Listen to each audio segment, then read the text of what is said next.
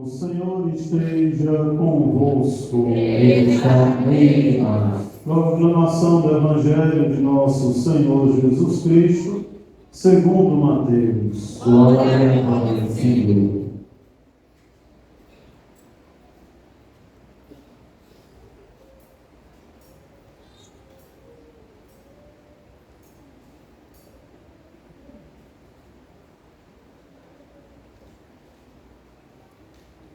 Naquele tempo, disse Jesus aos seus discípulos: Ficai atentos para não praticar a vossa justiça na frente dos homens, só para serdes vistos por eles. Caso contrário, não recebereis a recompensa do vosso Pai que está nos céus. Por isso, quando deres esmola, não toques a trombeta diante de ti, como fazem os hipócritas nas sinagogas e nas ruas, para serem elogiados pelos homens. Em verdade vos digo, eles já receberam a sua recompensa. Ao contrário, quando deres esmola, que a tua mão esquerda não saiba o que faz a tua mão direita, de modo que a tua esmola fique oculta, e o teu Pai, que vê o que está oculto, te dará a recompensa. Quando orardes, não sejais como os hipócritas, que gostam de rezar em pé, nas sinagogas e nas esquinas das praças, para serem vistos pelos homens. De verdade vos digo, eles já receberam a sua recompensa. Ao contrário, quando tu orares, entra no teu quarto, fecha a porta e reza ao teu Pai que está oculto, e o teu Pai que vê o que está escondido te dará a recompensa. Quando jejuardes, não fiqueis com o rosto triste como os hipócritas. Eles desfiguram o rosto para que os homens vejam que estão jejuando. Em verdade vos digo, eles já receberam a sua recompensa. Tu, porém, quando jejuares, perfuma a cabeça e lava o rosto, para que os homens não vejam que tu estás jejuando, mas somente teu Pai que está oculto. E o teu Pai que vê que está escondido, te dará a recompensa. Palavra da salvação. Glória a Deus, Senhor.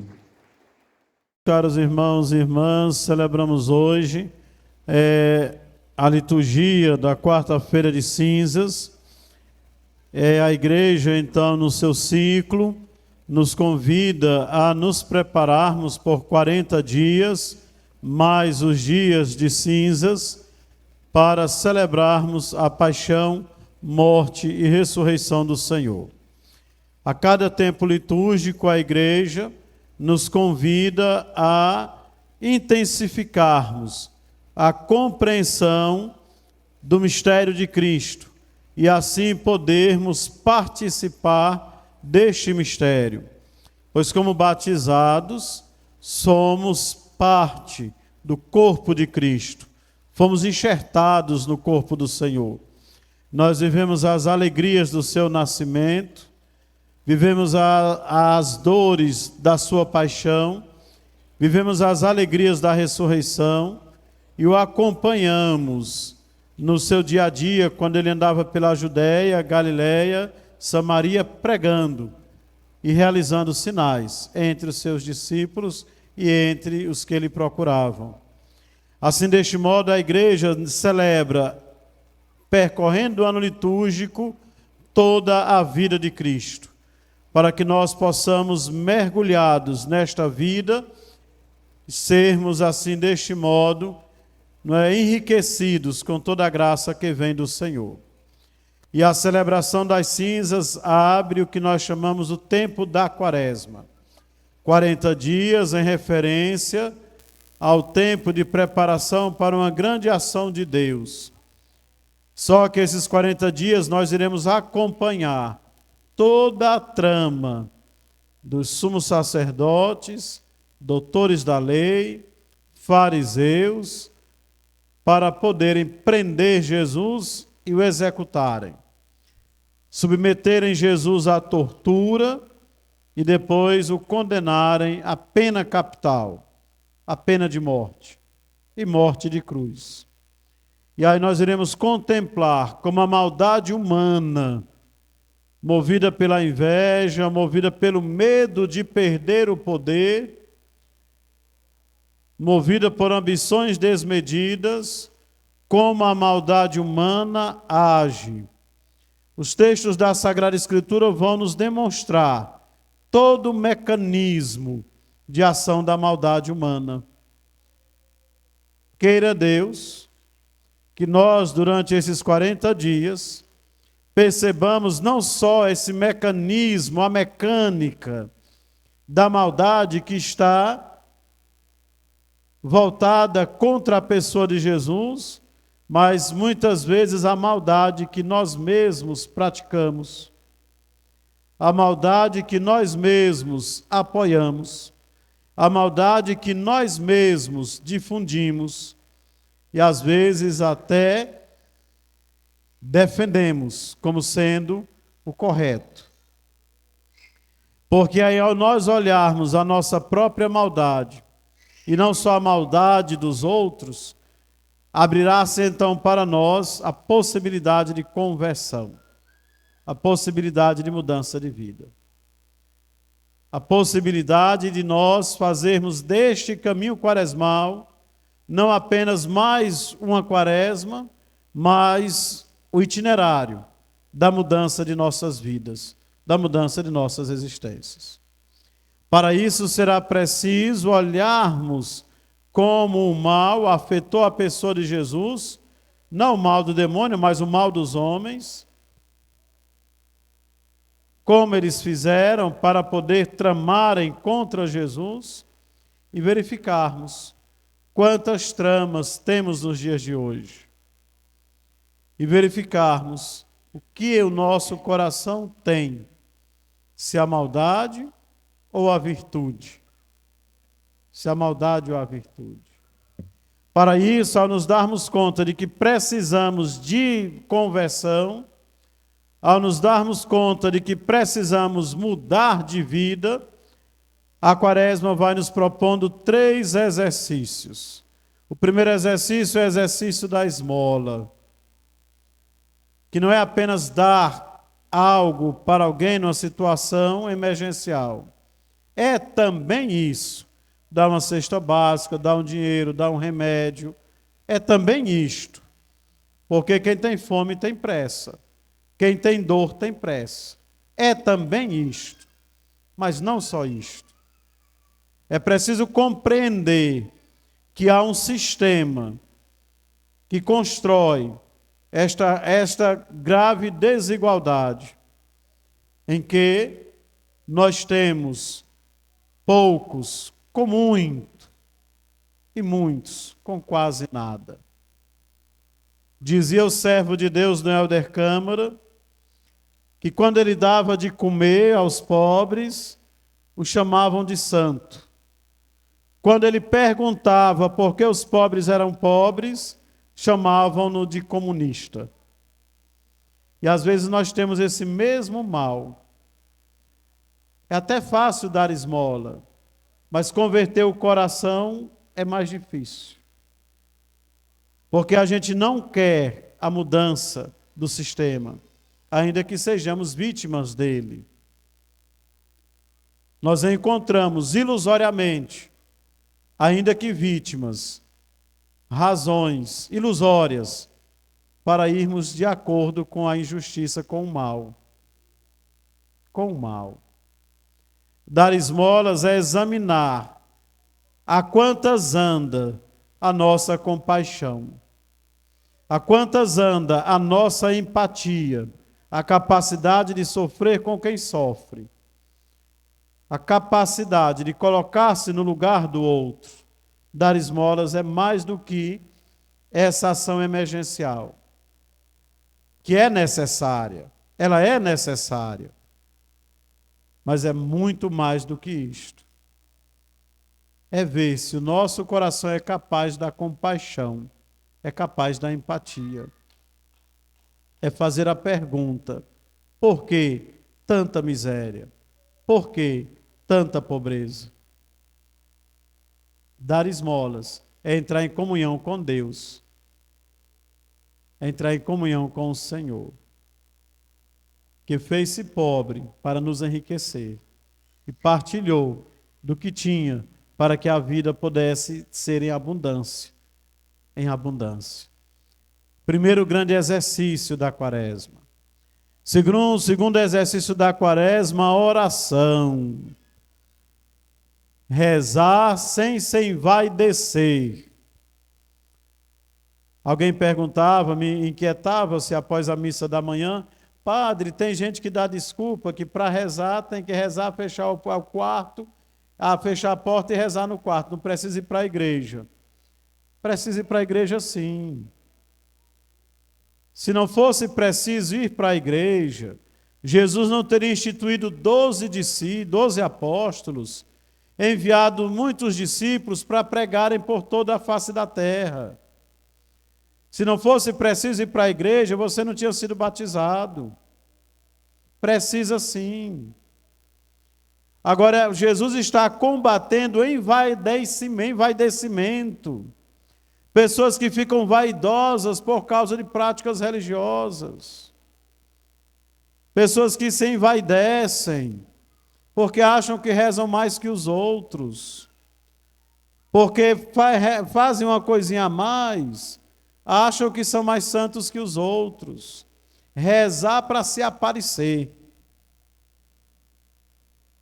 É isso que Jesus está combatendo.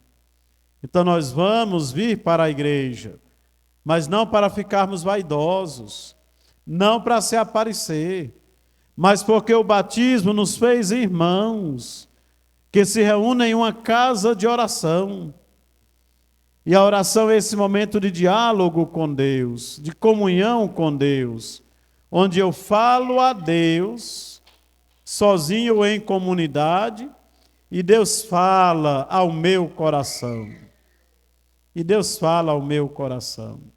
Falar com Deus, dialogar com Deus, entrar em intimidade com o Senhor, permitir que Ele fale ao meu coração. Estamos aqui em comunidade celebrando um culto público, mas Deus fala ao coração de cada um. Permitir que Deus fale ao seu coração, porque a oração é isto. E a oração em casa é a sua intimidade mais íntima com Deus. Permitir que na intimidade mais intensa, Ele continue a falar ao seu coração, para que você tenha a palavra de Deus entranhada na sua existência, enraizada no seu coração, para ser com Deus concorde. A palavra concorde quer dizer ter comunhão no coração. A oração deve nos levar à concórdia, concórdia com Deus e concórdia entre nós, termos um só coração e uma só alma. A oração que nos faz entrar em comunhão com Deus. A oração não para ficarmos vaidosos, mas para mais estarmos na intimidade com Deus e em comunhão com os irmãos e irmãs. E a prática do jejum. A prática do jejum nos ajuda cada vez mais a nós nos darmos conta que nós não precisamos do celular da última geração para se sentir gente. Não precisa trocar carro todo ano para se sentir gente. Não precisa fazer uma dívida de 24 mil vezes para ter uma peça de roupa, alguma coisa, para se sentir gente. Nós somos gente. Somos filhos de Deus, filhos e filhas. Esse consumo desenfreado, que diz o Papa Francisco, que nós o sabemos, degrada o planeta, destrói a criação. É pecado. O jejum nos ajuda a uma vida sóbria, a deixarmos de lado o supérfluo e aprendermos a partilhar com quem menos tem. Aprendermos a ter o senso de justiça, a saber o que é ou não necessário para viver. e não desejarmos a estupidez. Porque o pior, me nos parece, da insensatez é desejar as coisas que você não precisa delas. E assim o jejum nos reeduca para termos o necessário e termos o bom, mas não aquilo que é desnecessário. Não aquilo que para nós parece que complementa a nossa dignidade. E não complementa, não. Todos temos dignidade, seja diante de Deus, e devemos exigi-la diante dos homens, porque temos. Não é uma veste, não é um aparelho celular, não é um carro, nada disso vai marcar diante de Deus a nossa dignidade. Mas a caridade vai nos distinguir entre as outras pessoas. Ou o mal vai nos distinguir. Então, dê-nos Deus a graça de vivermos esses exercícios espirituais, a esmola, a oração e o jejum, para vivermos bem o tempo da Quaresma. E a igreja este ano também nos chama, por meio da campanha da fraternidade, a buscarmos e a promovermos a amizade social. O que é isso, a amizade social? É o subtítulo da encíclica Fratelli Tutti. A amizade social é exatamente essa capacidade de se preocupar com o outro.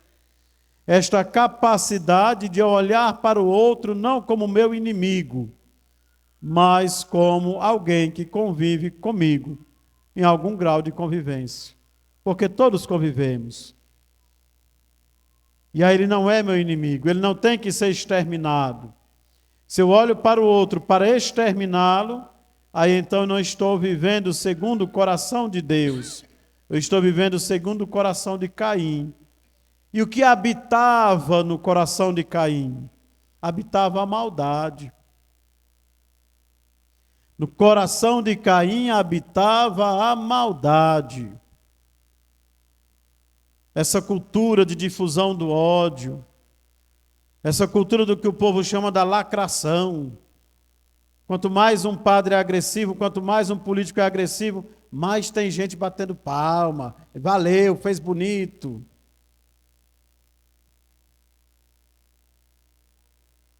Este é o mundo de Caim. Estes são os herdeiros de Caim. É o que chamamos de uma sociedade cainesca, onde irmão mata irmão. E não tem nenhum peso de consciência. Porque o coração, a maldade habita de tal modo que gera indiferença. Onde está o teu irmão? O que Caim responde para Deus? Acaso sou vigia do meu irmão? Matou e não sente nada porque matou. Ainda acha que fez algo que era certo. A cultura do ódio, a cultura do cancelamento virtual, a cultura dessa chamada lacração, é exatamente a cultura da sociedade de Caim. Da sociedade de Caim. Nós só temos dois caminhos, ou Caim ou Cristo. Não tem um terceiro. E as desculpas que Caim dê, ou que você dê, para o ódio, nenhuma se sustenta diante de Deus. Mesmo que seja para odiar em nome de Deus. Como diz o Papa Francisco, Deus não precisa de defensor. Por que Deus não precisa de defensor? Porque Ele é Deus. Vou pegar uma arma para defender Deus. Vou brigar com fulano de tal para defender Deus. Deus é Deus. Não seja arrogante e soberbo. Deus é Deus. Ah, vou proteger Deus. Deus é Deus. É Ele que sustenta todas as coisas. E não nós. E somos pó. Do pó viemos e ao pó voltaremos. Então, dê-nos Deus a graça que, alimentados pela campanha da fraternidade, possamos fazer crescer entre nós a amizade social, para cultivarmos a sociedade de Cristo e não a sociedade de Caim. Louvado seja nosso Senhor Jesus Cristo. Para sempre seja louvado.